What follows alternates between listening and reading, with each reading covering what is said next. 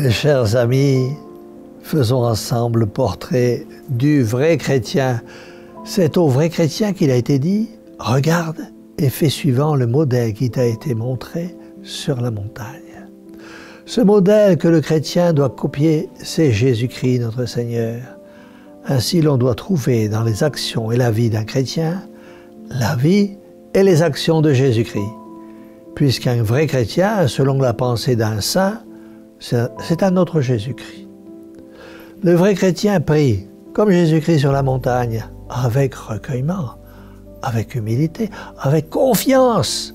Le vrai chrétien est accessible comme Jésus l'était aux pauvres, aux ignorants, aux petits enfants. Et il est sans fierté, sans prétention, sans hauteur. Il se fait tout à tous pour les gagner tous.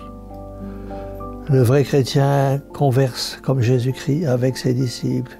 Ses entretiens sont édifiants, charitables, assaisonnés de gravité, de douceur, de simplicité et aussi de joie. Le vrai chrétien est humble, comme Jésus-Christ, qui à genoux lava les pieds de ses apôtres et même ceux de Judas, dont il connaissait la perfidie. Parmi ses frères, le vrai chrétien se regarde comme le moindre et le serviteur de tous. Le vrai chrétien obéit comme Jésus-Christ, qui fut soumis à Marie et à Joseph, obéissant jusqu'à la mort et jusqu'à la mort de la croix. Le vrai chrétien obéit à ses parents, à ses maîtres, à tous ses supérieurs, parce qu'il ne regarde en eux que Dieu, dont ils tiennent la place. Le vrai chrétien est avec ses amis comme Jésus-Christ à Cana et à Béthanie, sobre, tempérant, attentif aux besoins des autres et plus occupé de la nourriture invisible que des viandes grossières dont se nourrit son corps. Le vrai chrétien est avec ses amis comme Jésus-Christ avec Saint Jean et avec Lazare. Il les aime en Dieu et pour Dieu. Il leur confie cordialement les secrets de son âme. Et s'il y en a qui meurt à la grâce, il met tout en œuvre pour l'aider à ressusciter.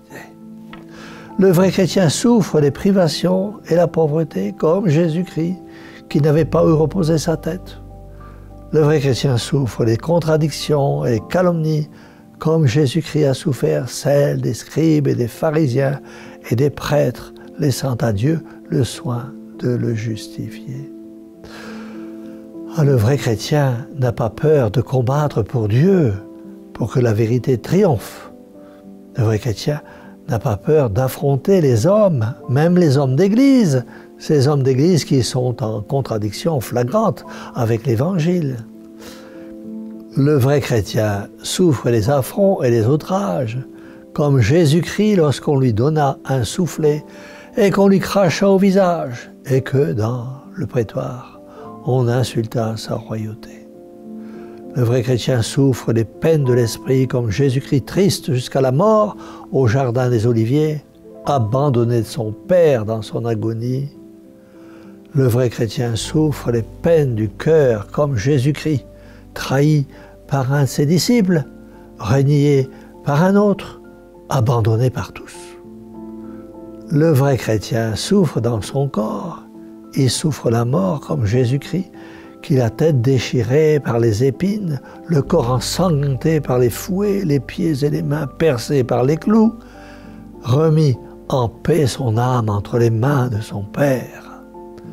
De sorte que le vrai chrétien peut dire, comme l'apôtre Saint Paul disait de lui-même, « Ce n'est plus moi qui vis, c'est Jésus-Christ qui vit en moi. » Eh bien, mes amis, pour en arriver là, pour devenir un vrai chrétien, il vous faut de tout votre cœur demander à celle que l'on appelle secours des chrétiens, c'est-à-dire Notre-Dame. Il faut lui demander son secours, car sans le secours tout-puissant de Marie, vous ne pourrez atteindre les degrés de la perfection chrétienne que Dieu attend de vous. Mes amis, avec Marie, commencez par enlever la mauvaise herbe de votre cœur. Avec elle, vous y arriverez.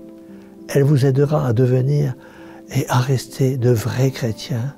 Des chrétiens selon le cœur de Dieu et non selon le cœur de l'homme. car il vaut mieux obéir à Dieu plutôt qu'aux hommes, fussent-ils des hommes d'Église, car Dieu seul suffit.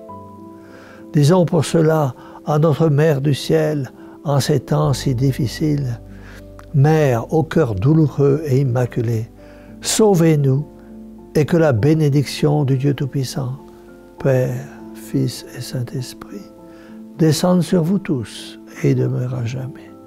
Ainsi soit-il.